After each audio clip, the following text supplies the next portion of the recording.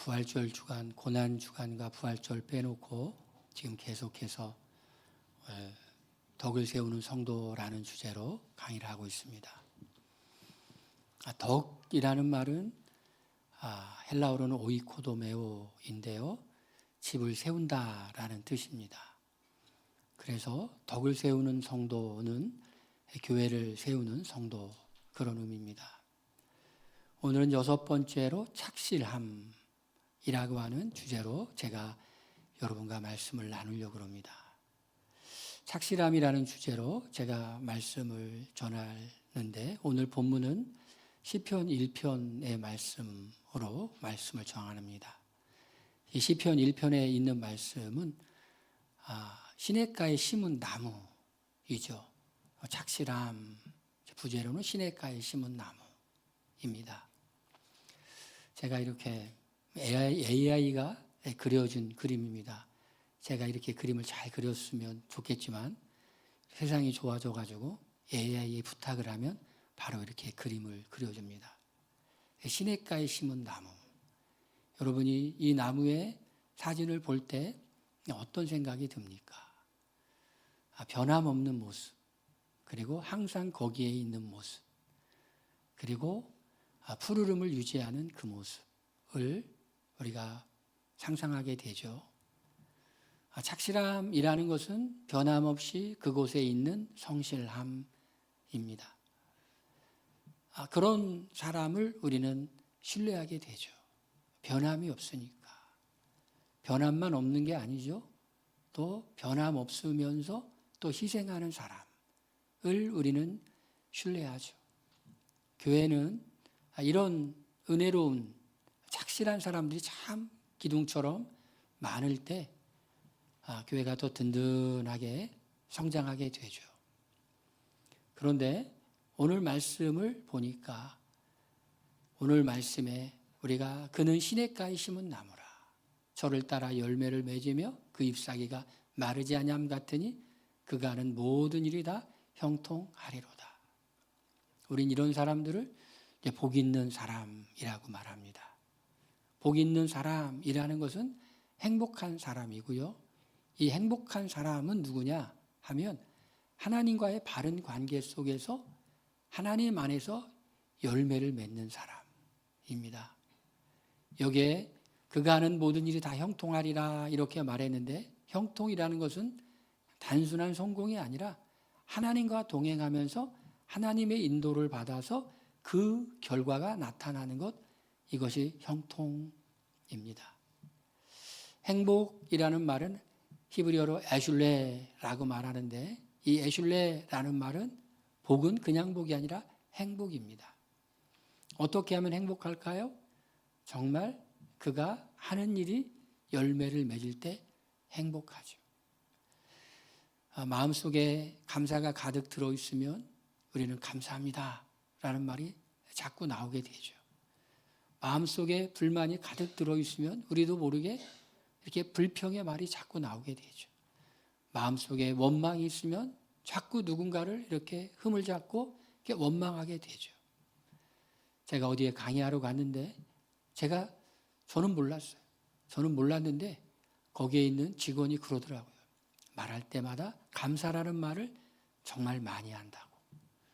저는 제가 감사라는 말을 그렇게 많이 하는지 몰랐는데 그 말을 듣고 보니까 그 말을 그렇게 많이 하더라고요. 왜 그러냐면 저는 진짜로 마음속에 감사하기 때문에, 감사할 일이 너무 많기 때문에 말을 하다 보면 감사라는 말이 계속해서 이렇게 나오게 됩니다.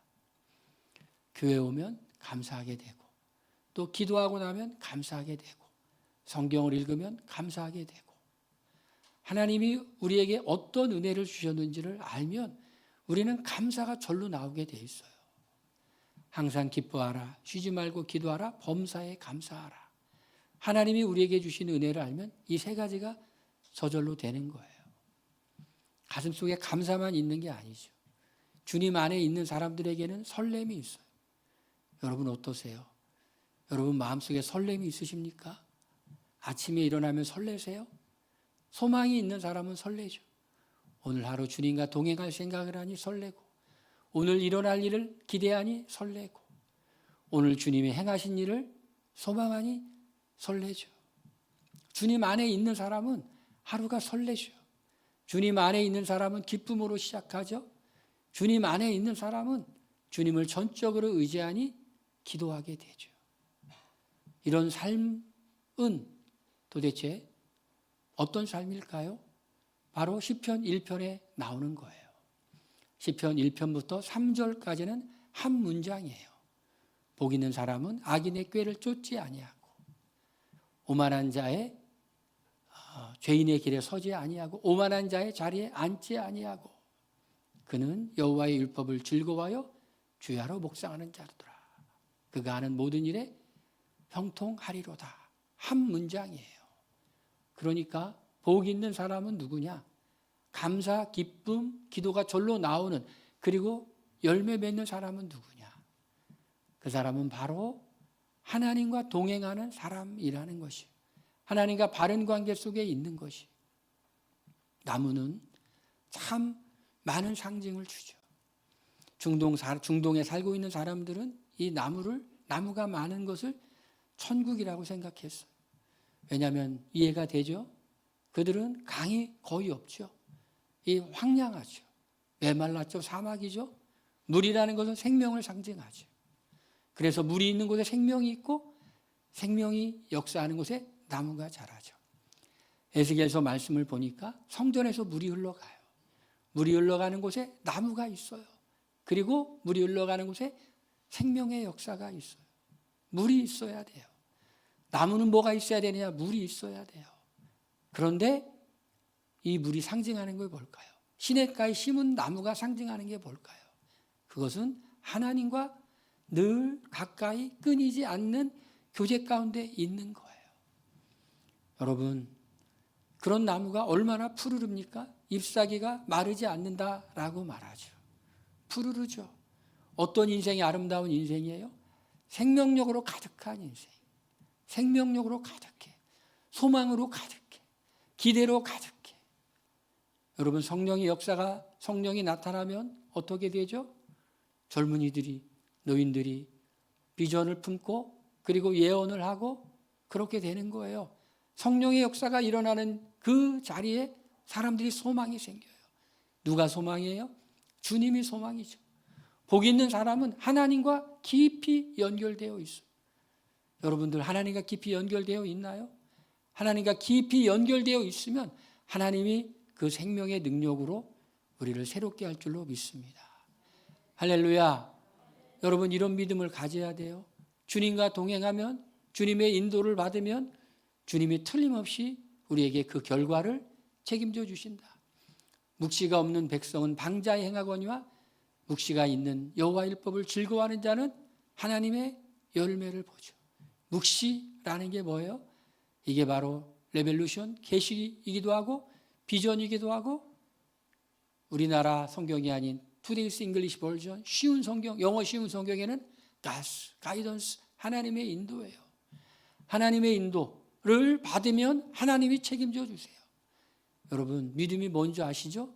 믿음은 맡기는 거예요. 하나님께 맡기는 거예요. 하나님께 맡기면 하나님이 책임져 주세요. 믿음은 그냥 믿는다라는 의미만 있는 게 아니라 맡긴다는 의미예요. 그래서 믿음은 순종과 동전의 양면과 같아요.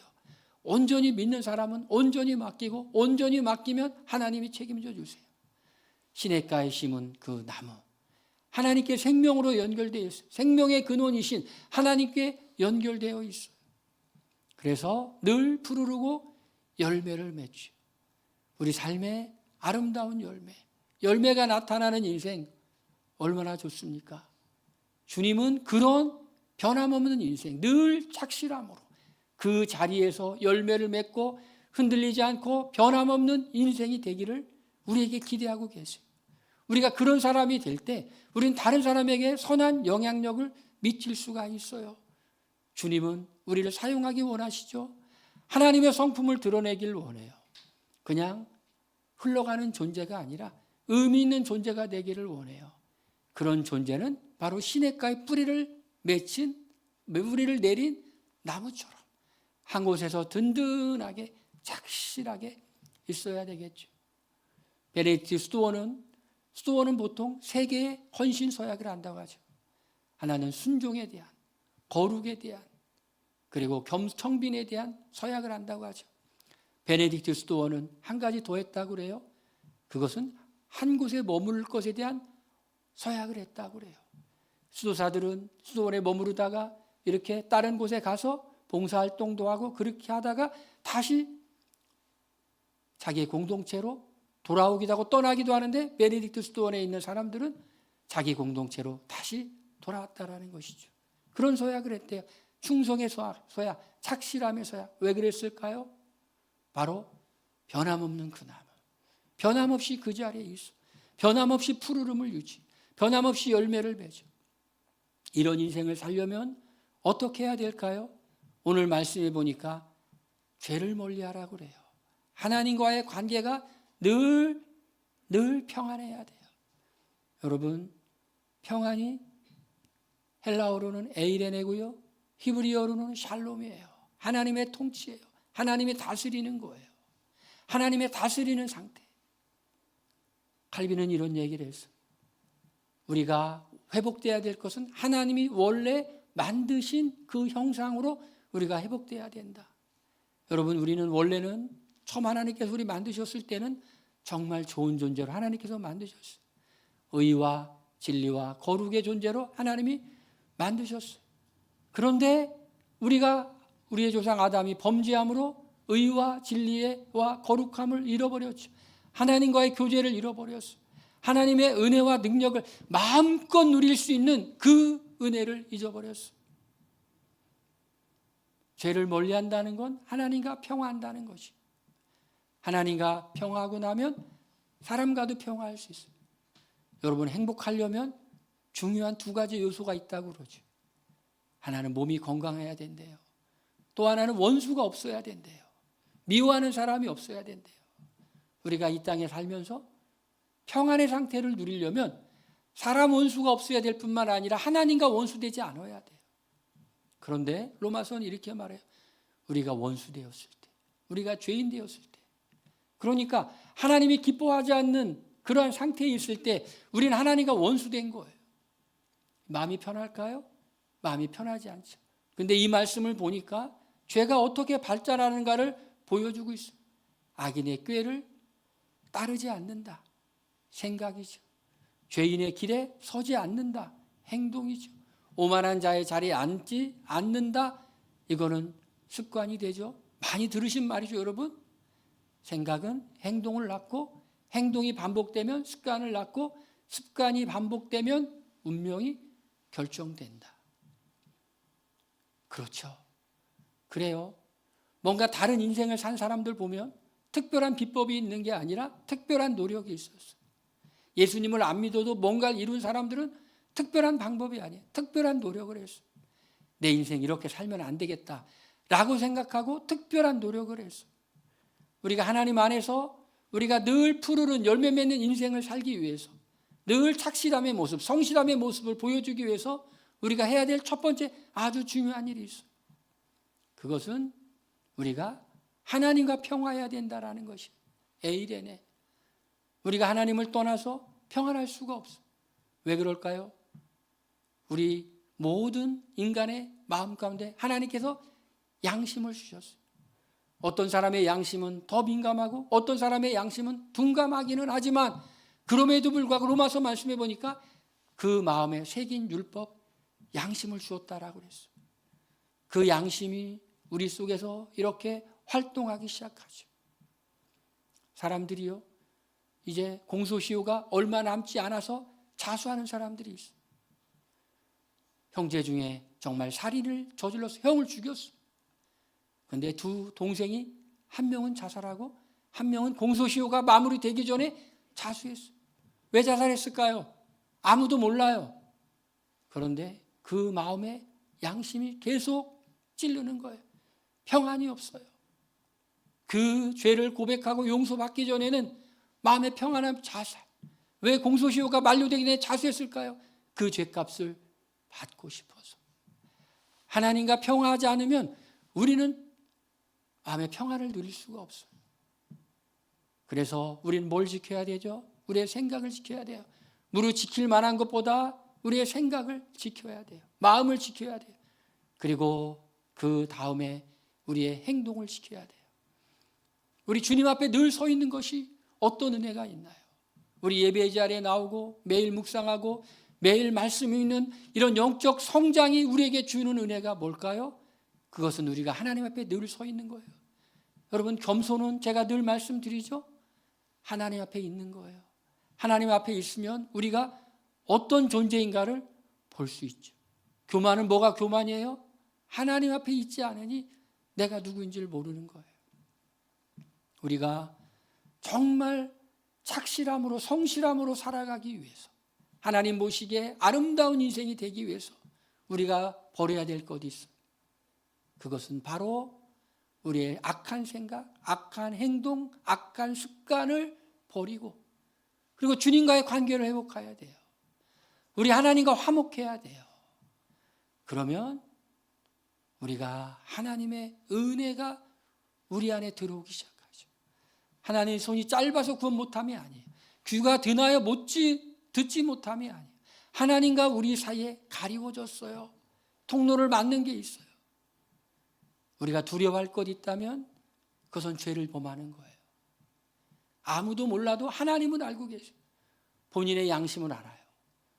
두렵고 떨림이죠. 여러분, 우리가 순종을 왜 하나요? 우리가 불순종을 하면, 계속적인 불순종을 하면 하나님과의 우리의 관계가 막히기 때문에 그래요. 하나님은 누굴 사랑해요? 하나님을 믿는 사람. 믿는 사람은 뭐라고요? 온전히 맡기는 사람. 한 걸음 한 걸음 주님과 동행하며 살아가는 그 인생, 바로 에이레네, 평안, 샬롬, 하나님의 통치가 임하는데, 그 통치를 받지 못하게 하는 모든 죄악된 요소들을 다 내려놓을 때 그 인생이 푸르른 인생이 되는 길을 시작하는 거예요. 이렇게 죄를 멀리했어요. 하나님과의 관계가 깨트리는 거 다 멀리해서 두 번째로 어떻게 해야 될까요? 하나님 안에 있어야 돼요. 오직 여호와의 율법을 즐거워하여 주야로 묵상하는 자로다. 시냇가에 심겨진 그 나무와 같은 인생, 오직 여호와의 율법을 즐거워한다. 즐거워한다라는 것은요, 히브리어로 헤페스라는 단어예요. 헤페스. 이건 뭐냐면 의지적으로 즐거워한다라는 것입니다. 즐거워한다. 여러분, 사랑하면 즐거워하게 돼 있어요. 그런데 이 율법을 즐거워하여 묵상하는 것이 왜 하나님과 이렇게 연결되어 있는 걸까요? 신약 성경에는 이렇게 말해요. 내 안에 거하고 너희가 내 안에 거하고 그리고 내가 너희 안에 거하면, 예수님과 우리가 서로 거하는 것, 상호 거함이라고, 연합이라고 말해요. 그런데 이거를 또 다르게 표현해요. 너희가 내 안에 거하고 내 말이 너희 안에 거하면. 어떤 구절은 예수님이 너희 안에 거한다고 그랬는데 병행 구절에 내 말이 너희 안에 거한다라고 말했어요. 예수님이 우리 안에 거하는 것의 구체적인 게 뭐냐? 바로 예수님의 말씀이 우리 안에 거하는 거예요. 그러니까 예수님이 거한다라는 것은 예수님의 말씀이 우리 안에 거하는 거예요. 즐거워한다는 건 뭐예요? 사랑한다라는 것이. 사랑해. 너무 좋아해. 그래가지고 그것을 자꾸 생각해. 즐거워한다라는 거예요. 주야로 묵상하는 자로다.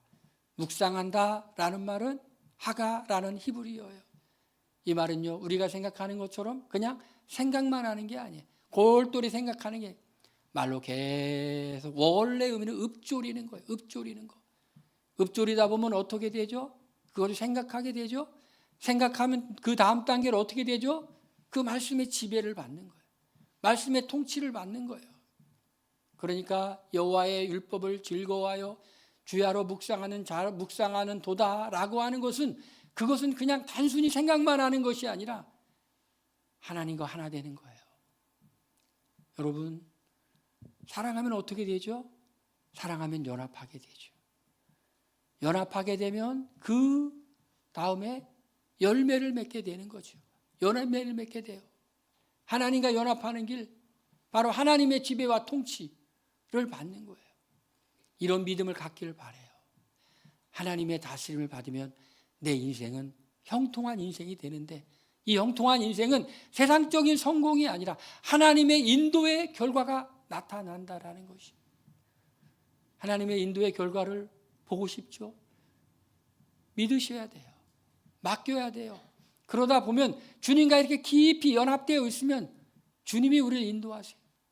요한복음 10장에 보니까 내 양은 내 음성을 듣는다라고 말을 해요.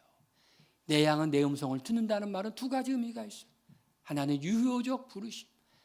정말 하나님의 양은 누가 복음을 전하면 그 말을 듣고 예수님을 믿는다라는 것이. 그런데 그 음성은 우리를 구원하기 위한 음성으로 그치는 것이 아니라 우리 삶에서도 계속해서 인도하신다는 거예요. 여러분, 그런 하나님의 음성 듣고 계세요? 어떻게 그런 음성을 들을 수 있을까요? 우리가 설교를 들으며 말씀을 묵상하며 기도하며 성령께서 우리의 마음속에 생각나게 해주시죠. 그 음성이라는 것은 이런 보이스가 아니죠. 생각나게 해주시죠. 우리 그 생각나게 하시는 주님의 인도를 늘 받게 되죠. 그럼 그 인도의 결과가 열매를 맺어요. 주님이 요한복음 15장에 이렇게 말씀했어요. 나는 참포도 나무여 너희는 가지니 내가 너희 안에 너희가 내 안에 있으면 열매를 맺느니라라고 말해요. 무엇을 이루려고 몸부림치는 게 아니라 주님 안에 있기만 하고 주님의 인도를 받기만 하면 저절로 우리는 그 열매를 보게 되는 거예요.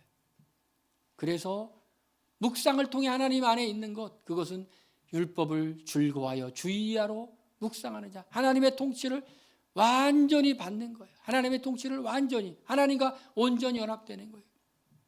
이거를 요한복음에는 뭐라고 말하냐 하면 바로 거한다 라고 말해요. 주님이 우리 안에 거하는 거예요. 거한다.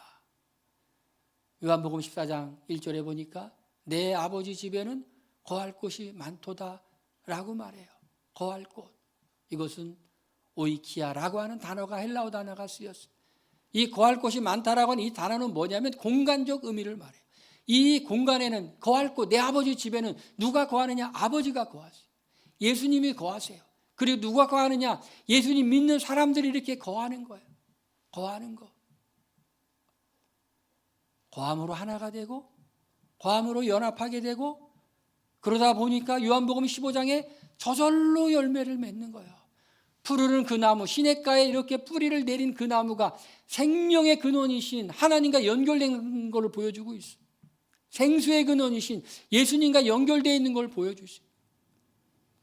예수님 이렇게 말씀하시죠. 누구든지 목마르거든 내게로 와서 마시라고 사마리아 여인에게 말씀하셨어요. 요한복음 7장에는 예수님 이렇게 말씀하시죠. 누구든지 목마르거든 내게로 와서 마시라. 나를 믿는 자는 그 배에서 생수의 강이 흘러나리라. 생수의 강. 이는 성령을 말씀하신다고 요한복음 7장에 말하고 있죠. 구약의 시냇가에 심은 나무는 신약에는 뭘까요? 바로 생명의 근원이신 성령님, 삼위일체 하나님 성령님께 깊이 뿌리를 내리며 그분과 연결되어 있는 거예요. 그러면 잎사귀가 마르지 않는다. 할렐루야. 그렇게 연결되는 게 뭐라고요? 바로 말씀이라는 것이. 말씀. 말씀에 온전한 지배를 받는 것. 말씀에 온전히 사로잡혀 있는 것. 하루 종일 말씀을 묵상하며 살아가는 것. 주의하러 묵상하는 자로다. 왜냐하면 사랑하기 때문에, 좋기 때문에, 은혜가 되기 때문에, 그리고 그렇게 살면 우리 인생에 열매가 있기 때문에 저는 우리 사랑하는 성도님들이 이렇게 착실함으로 한 곳에 뿌리를 내리고 한 곳에 계속 머물므로 충성스러움으로 열매를 많이 맺었으면 좋겠어요. 살다 보면은 우리가 참 유혹을 받을 때가 많죠. 이렇게 흔들리기도 저렇게 흔들리고. 그런데 시냇가에 심은 나무는 바람도 견뎠어요. 비바람도 견뎠어요. 별걸 다 견뎠어요. 견딤의 결과. 그것이 열매라는 것이죠. 우리가 바로 충성스러움, 착실함, 한 곳에 머물러 있으며 있는 그 아름다운 성도들.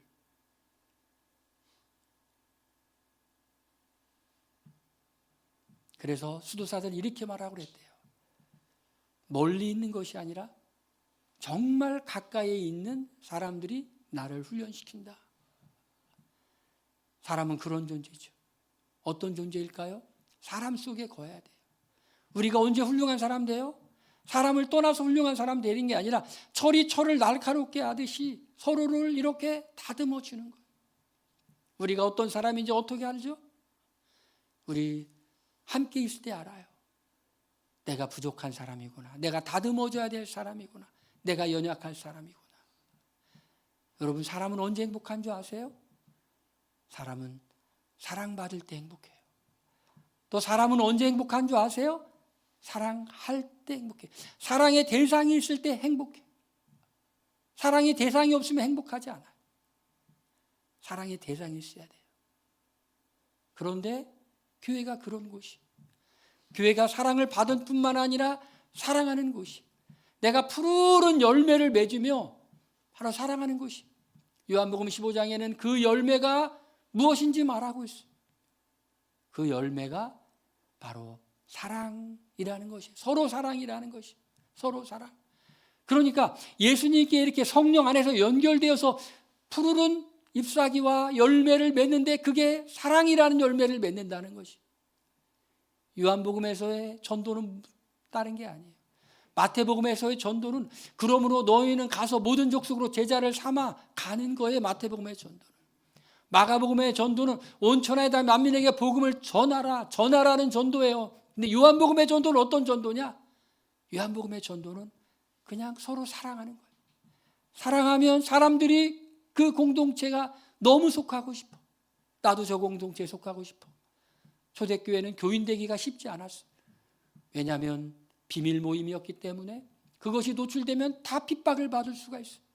그래서 사람들이 시험해보고 그 공동체에 들어오게 해요. 우리 침례교단은, 미국에 있는 남침례교단은 이 앞문이 높다고 그래요. 그런 책 제목이 있어요. 뒷문을 막아라. 성도들이 이렇게 왔을 때 흘 빠져나가는 뒷문을 막아라. 그런데 남침례교단은 앞문을 높여라. 이렇게 그 공동체에 들어오는 높은 자격을 요구한다고 그래요. 그러면 뒷문은 저절로 높아질 것이다. 여러분, 착실함, 성실함, 바로 그 자리에서 서로 사랑의 열매를 맺는 거예요. 서로 사랑의 열매를 맺으면 절로 영혼이 구원되는 거예요. 그러면 우리는 어떻게 살아가야 될까요? 시냇가에 심은 나무의 결과는 무엇입니까? 복 있는 사람이라는 거예요. 복 있는 사람. 어떤 사람이라고? 복은 뭐라고요? 에슐레. 바로 행복이라는 거예요. 행복. 행복이 뭐죠? 감사가 넘치는 삶이에요. 기쁨이 넘치는 삶이에요. 늘 기도가 되는 사람, 설렘 가득한 인생. 아침에 눈을 뜰 때 여러분 어떠세요? 설레세요? 설레세요? 할렐루야. 여러분, 주님 안에 있으면 주님이 주신 소망 때문에 설레게 될 줄로 믿습니다. 설레요. 이게 복 있는 사람이에요. 하나님과의 평화가 이루어져요. 하나님께 소망을 둔 사람이에요. 시시로 하나님을 의지하는 사람이에요. 주님을 기다리는 사람이에요. 주님과 동행하니 어떤 결과가 있을지 설렘이 있어. 이게 복 있는 사람이에요. 무릇 의인의 길은 여호와께서 인정하시나 악인의 길은 망하리로다. 시편은요, 복 있는 사람으로 시작하죠. 1절부터 3절까지. 그리고 4절에 악인은 그렇지 않다라고 악인의 삶이 나와요. 악인은 결국 바람에 나는 겨와 같고 하나님께서 인정하지 않아요. 날아가죠.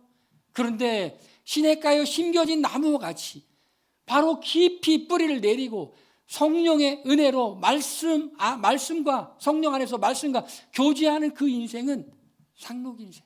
할렐루야. 하나님께서 인정하신다라는 것이, 하나님께서 인정해요. 하나님께서 인정하신다는 것은 하나님께서 책임지신다라는 것이. 여러분, 하나님은 우리가 성장하기를 원해요. 주님을 닮아가기를 원해요. 인생의 아름다운 열매를 맺기를 원해요. 그럼 어떻게 해야 될까요? 깊이 시냇가에 깊이 뿌리를 물로 내려야 돼요. 그리고 그 물을 빨아들여서 열매를 푸르르게 맺고 푸르른 잎사귀를 맺고 그리고 열매를 맺을 때 열매를 맺는다는 건 형통하리로다. 하나님이 하시는 일에 결국을 본다는 거예요. 어떻게 해야 될까요? 착실함이란 뭘까요? 변함없는 거예요. 충성스러운 거예요. 성실한 거예요. 그 자리에서 이기고 견디고 승리하는 거예요. 그리고 결국은 열매를 맺는 거예요. 할렐루야. 주님이 우리에게 기대하시는 것이 있어요. 주님은 극상품 포도나무를 심었어요. 이스라엘은 들포도를 맺혔어요. 그런데 주님이 극상품 포도나무와 같은 우리 주님의 백성들, 극상품 포도 열매를 맺기를 원하세요. 할렐루야. 극상품, 그냥 상품도 아니고 극상품, 최고급 열매. 할렐루야. 언제 가능하다고요? 착실함으로 뿌리를 내리고 변함없이 있을 때 우리가 그런 열매를 맺게 될 줄로 믿습니다. 오늘 제가 우리 성도님들이 그런 마음의 소원이 일어났으면 좋겠어요. 하나님, 내가 깊이 뿌리 내리겠습니다. 내가 성장하겠습니다. 내가 열매 맺히겠습니다. 내가 형통한 인생, 열매 맺는 인생, 그걸 보기를 원합니다. 할렐루야. 우리 이 시간에 한번 우리 기도하겠습니다. 하나님, 내가 주님께 깊이 뿌리 내려 내가 성실함으로, 내가 충성스러움으로, 내가 착실함으로 열매를 맺기를 원합니다. 우리 다 같이 통성으로 기도합니다.